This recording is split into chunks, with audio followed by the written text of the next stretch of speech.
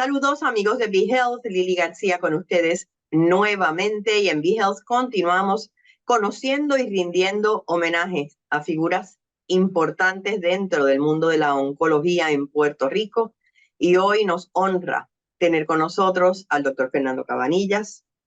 ¿Cómo está usted, doctor? Y gracias por acompañarnos.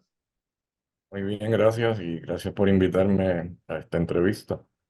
En otras ocasiones hemos hablado acerca de pues, diferentes condiciones, ¿verdad? Específicamente la oncología en la sangre, que es su área de especialidad. Pero hoy queríamos hablar un poquito sobre usted. Yo soy muy curiosa y siempre me gusta saber qué es lo que motiva a la gente a tomar sus decisiones de vida.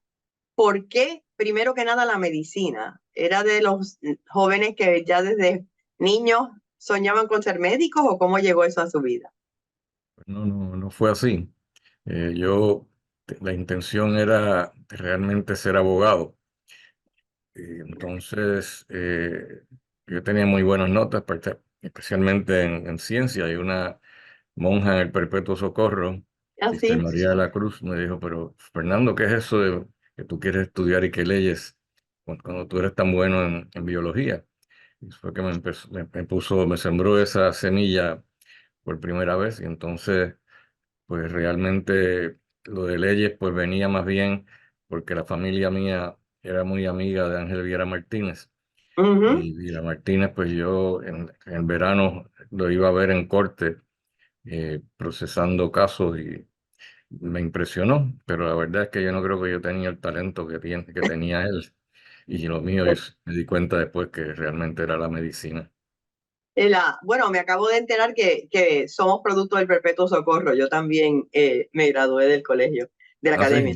sí. Sí, sí, Eh, sí. Pero, y sí, y es interesante cómo hay maestros y maestras que se convierten en puntuales a la hora de uno tomar decisiones en la vida. Así que ahí comenzó el interés por las ciencias. Eso es así y lamentablemente en el último premio, el más reciente que me dieron, pues yo quería llamarla y darle las gracias. Y me Ujú. enteré que un par de meses antes había muerto, así que nunca pude agradecérselo. Pero bueno, ella yo imagino que tiene que estar bien orgullosa de usted y de todos sus logros que han sido tantos. Y una vez entra en medicina, ¿estudia dónde? En Puerto Rico. Sí, yo estudié todo en Puerto Rico, eh, bachillerato, medicina también en la Escuela de Medicina de la Universidad de Puerto Rico. Y también entonces hice internado en el hospital universitario. Luego estaba con intenciones de hacer nefrología.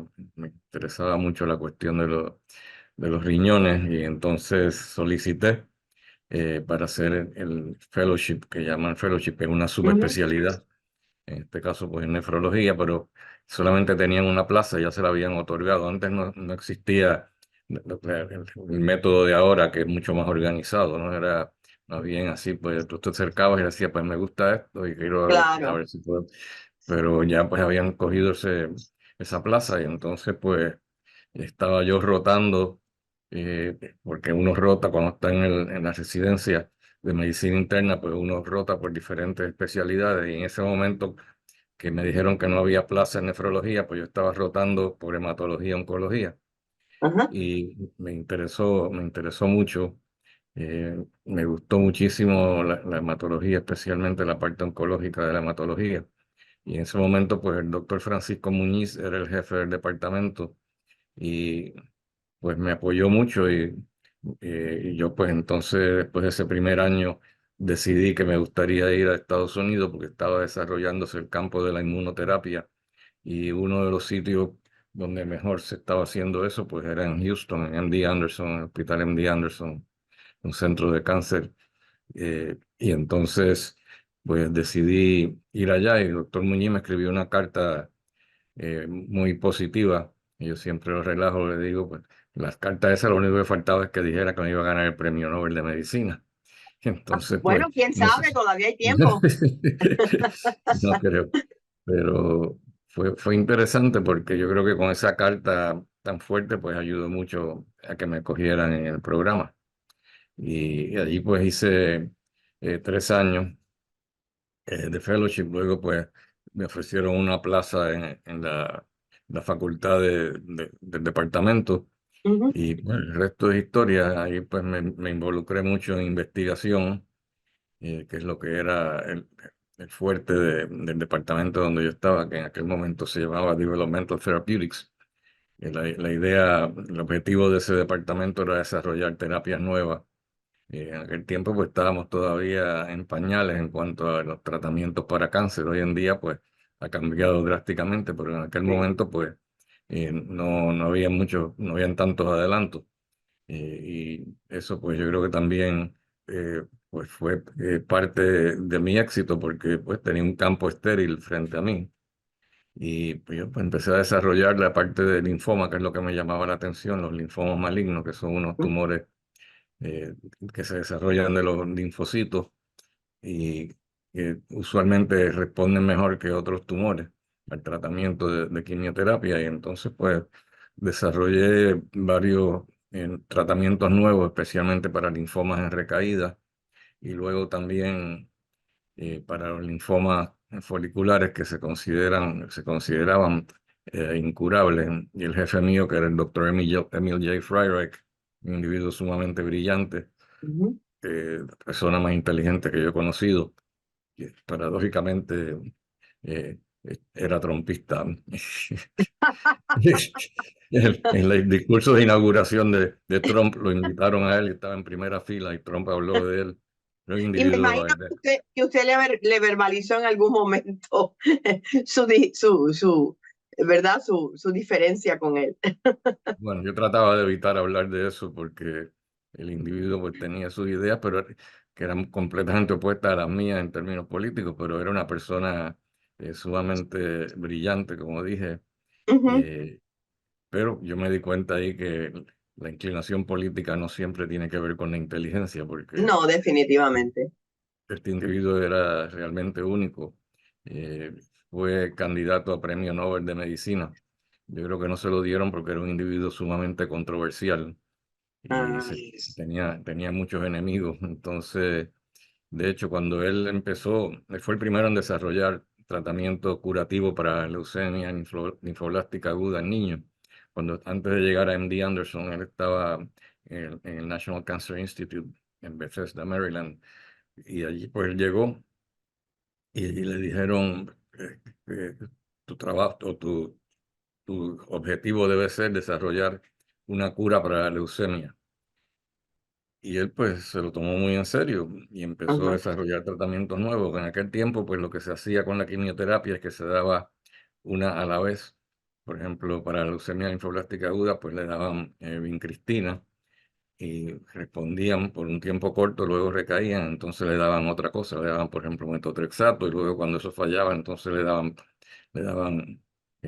otro medicamento diferente. Y él un ajá, día se levantó y dijo, pero espérate, en aquel tiempo se estaba desarrollando tratamientos para tuberculosis y se habían dado cuenta que si combinaba las medicinas en vez de dar una nada más, las combinaba para tuberculosis y funcionaba bien. Entonces dijo, ¿por qué no hacemos lo mismo con leucemia? Y desarrolló el primer tratamiento curativo que le llamaban POMP. Era prednisona, oncovin, metotrexato y purinetol. Entonces, los pacientes pues estaban respondiendo maravillosamente bien, pero en aquel tiempo pues existía esta idea de que tú no podías dar más de una quimioterapia a la vez. Entonces lo acusaron de que lo que estaba haciendo era algo inético, porque ah, estaba, porque estaba envenenando a todos esos pacientes, y que se quejaron al director del Instituto Nacional de Cáncer. Pero con la suerte de que el jefe de él, o sea, el jefe de Freireich, ajá, que se llamaba casi igual que él, se llamaba Emil Fry, y el jefe mío se llamaba Emil J. Freireich. No quedaban ajá, nada, obviamente eran apellidos completamente diferentes, pero él era el jefe de él. Entonces pues le llamaron la atención, le dijeron, mira que, sí, que tienes ese individuo ahí en tu departamento que está loco, que está dando todas estas quimioterapias a la misma vez. Entonces le dijeron, no, no está tan loco, vamos a pasar visita para que vea lo que está pasando. Y cuando vieron, los pacientes estaban respondiendo maravillosamente bien a la quimioterapia, y se le normalizaban los contagios y todo. Eh, pero eso me demostró a mí también, me probó que que uno tiene que que tienes que estar empujar un poquito para poder lograr lo que quiere. y estar dispuesto a tolerar la crítica, porque Claro, eso siempre sobra. La gente que te critican, que no hacen nada, pero son expertos en criticar. sí. Y bueno, el individuo le dijeron, no, pues está bien, sigue con los protocolos y eventualmente pues se pudieran, ahora mismo se curan 95% de las leucemias linfoblásticas agudas en niños. Wow. Gracias Y a eso, ese tratamiento. bueno, ahí fue que empezó todo. Obviamente, pues sigue mejorando, ¿no? Porque la medicina es así, pues uno Claro. llega a conseguir, vamos a decir, 50% de curación, pues entonces sigue modificando y ajustando los tratamientos hasta seguir aumentando la tasa de curación, que es la forma en que ha evolucionado este campo de la oncología. La evolución ha sido enorme y mirando ahora en retrospectiva, no solamente en las investigaciones en que tuvo la oportunidad de participar, sino lo que ha visto hasta ahora, ¿qué es lo que más le impresiona en términos de lo que ha mejorado el tratamiento oncológico? Eh, Hay varias cosas que son importantes. Bueno, en primer lugar, los linfomas son un grupo de enfermedades complicadas. O sea, no es un linfoma nada más, son más de 50 diferentes tipos de linfomas. Claro. Entonces, lo que hacemos es que los dividimos en dos categorías grandes: los linfomas de grado bajo, que también le llamamos indolentes porque son lentos en el crecimiento. Ujú, Paradójicamente, han sido más difíciles de curar que los agresivos. Porque la otra mitad de los pacientes pues, son los linfomas agresivos, que son ujú. varios tipos, pero el más común es el linfoma difuso de células grandes, el más común de los linfomas agresivos. Y en ese, pues ahora mismo se supone que se curen como 60% de los pacientes de entrada. Wow. Aquí en Puerto Rico tenemos 85%. No me preguntes por qué tenemos unos resultados mucho mejores que el promedio, pero yo imagino que cuando una persona pues, se dedica a una enfermedad, pues tiene más experiencia manejándolo y Claro, tiene claro, mejores resultados, ¿no? Eso se ha demostrado que sucede, ¿no? Así que tenemos, cuando digo en Puerto Rico, no digo en Puerto Rico, digo en el Centro de Cáncer del Auxilio Mutuo. sí. Ahí es donde tenemos el 85%. Pero entonces, como había dicho anteriormente, pues los linfomas de grado bajo, que es otro grupo grande, que son de lento crecimiento, han sido más difíciles de curar. Y de la Ujú. misma forma que al jefe mío le dijeron, eh, tu meta ahora debe ser curar la leucemia, pues él me dijo a mí, tu meta es curar los linfomas foliculares. Y yo me lo tomé en serio y ahora mismo pues estoy terminando de escribir un trabajo donde estoy demostrando que se pueden curar por lo menos 2/3 partes de los linfomas foliculares que se consideraban, o que todavía mucha gente los considera incurables. Yo creo que hay que saber cómo identificar los pacientes que necesitan tratamiento diferente. Por ejemplo, un linfoma folicular de grado bajo pues vienen de diferentes formas. Hay algunos que tienen características que son muy diferentes porque el paciente común y corriente del linfoma folicular de grado bajo presenta simplemente con ganglios linfáticos agrandados, usualmente sin ninguna sintomatología, no tienen los síntomas Toma. clásicos del linfoma agresivo, que son sudoración nocturna, pérdida de peso Ujú. eh, y y fiebre. Son los tres síntomas más comunes, pero los linfomas foliculares de grado bajo, la mayoría no tienen eso y tampoco tienen otras cosas como, por ejemplo, cuando uno le hace algunos exámenes como el PET scan, pues puede Ajá. ver que captan con más intensidad el material que se les inyecta, que es una glucosa radioactiva. Y entonces, pues yo me di cuenta que existía ese subgrupo de pacientes que realmente tenían, eh, por biopsia, tenían un linfoma de grado bajo, pero funcionalmente eran diferentes a los otros linfomas foliculares, porque comportaban de una forma muy diferente y parecían tener características más agresivas. Así que esos pacientes los he estado tratando como si fueran linfomas agresivos. eh, y los resultados pues han sido excelentes, mientras que los Qué otros que no bueno. presentaban ninguna característica atípica, pues eso les va súper bien. Tenemos 95% de ellos que se curan tratándolo de una forma más moderada. Excelente, excelente. Usted tuvo una carrera brillante en MD Anderson, en Texas, y la ha tenido en Puerto Rico, pero ¿qué lo hizo regresar? Como siempre me preguntan eso y la contestación es muy sencilla. Yo nunca fui para allá con intención de quedarme.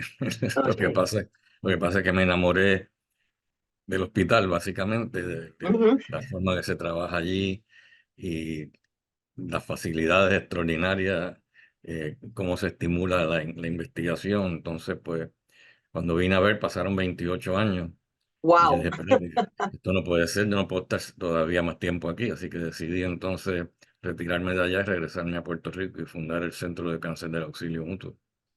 ¿Cuál ha sido el reto mayor? Yo sé que en Puerto Rico tenemos muchísimos retos a nivel de salud, pero para usted, ¿cuál ha sido el reto mayor y cuál es su mayor satisfacción?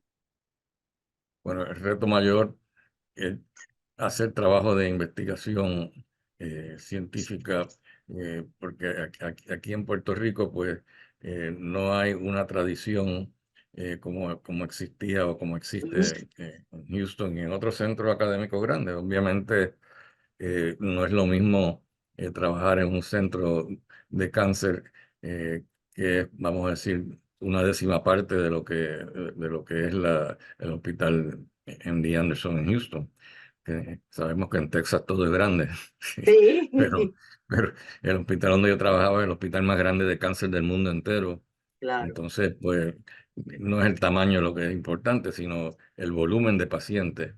Ujú. Allí vienen pacientes de todo el mundo, eh, de Japón, de todos sitios De vienen a todas tratarse partes. allí y, y es mucho más fácil pues hacer investigación allí porque tenemos el volumen de pacientes tan extraordinario que no lo tienen en muchos sitios.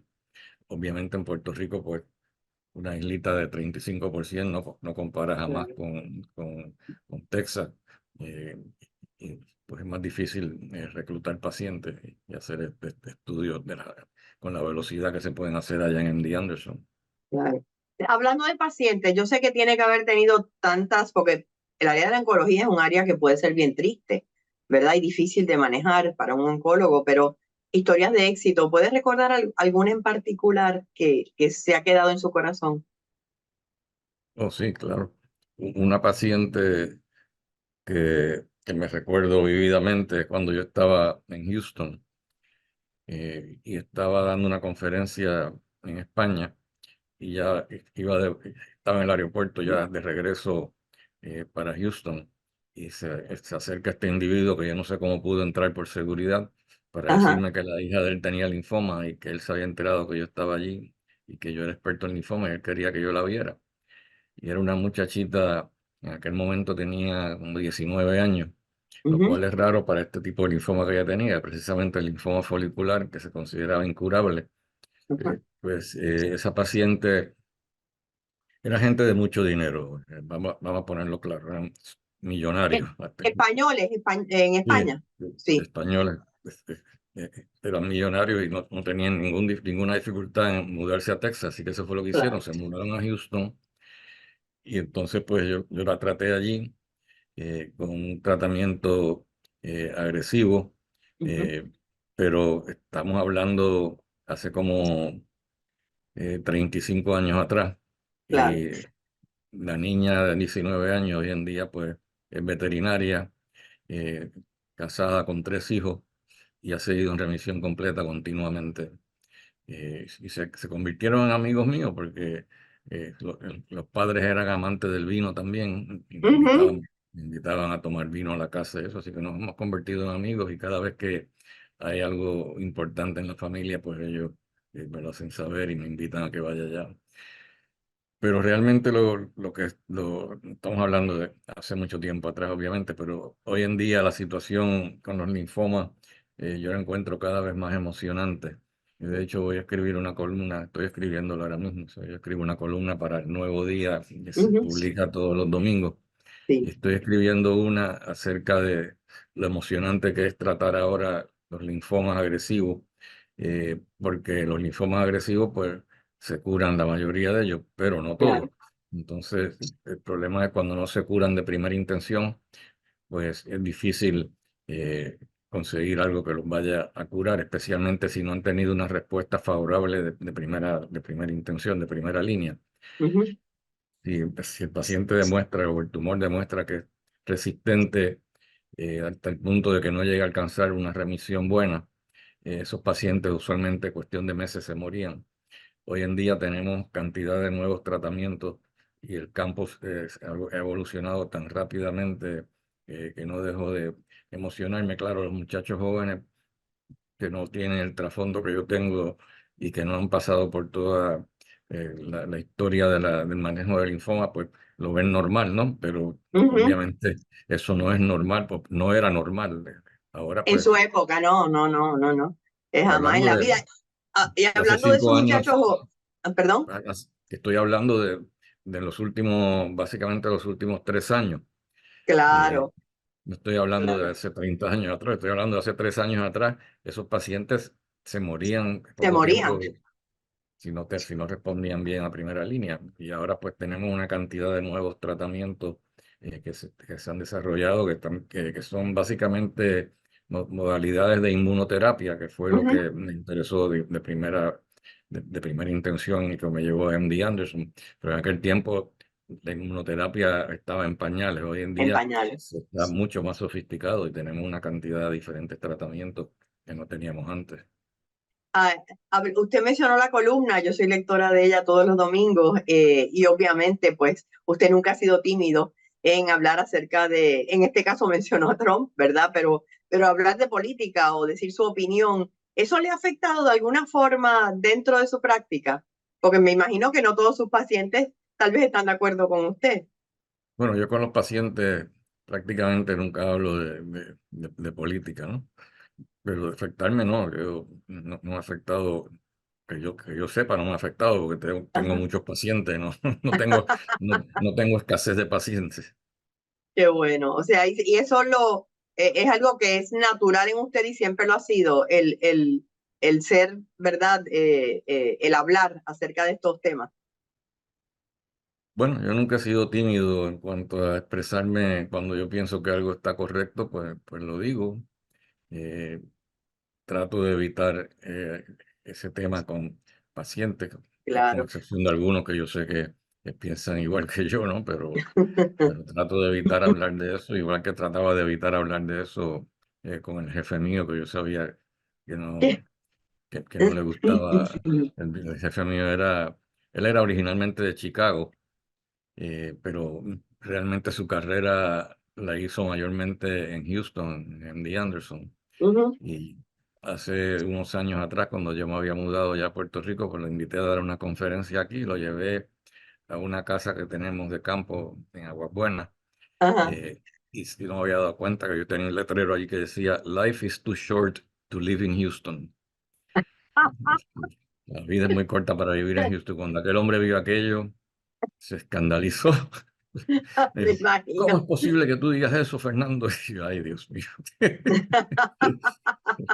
Él era Pero bueno, pasión me con imagino que Houston. lo querrá y lo respetará como quiera. Eso no ha hecho diferencia. Quería preguntarle, ya cerrando la entrevista, ¿cómo ve el futuro de los jóvenes médicos que se están preparando en Puerto Rico y en el área específicamente de la oncología?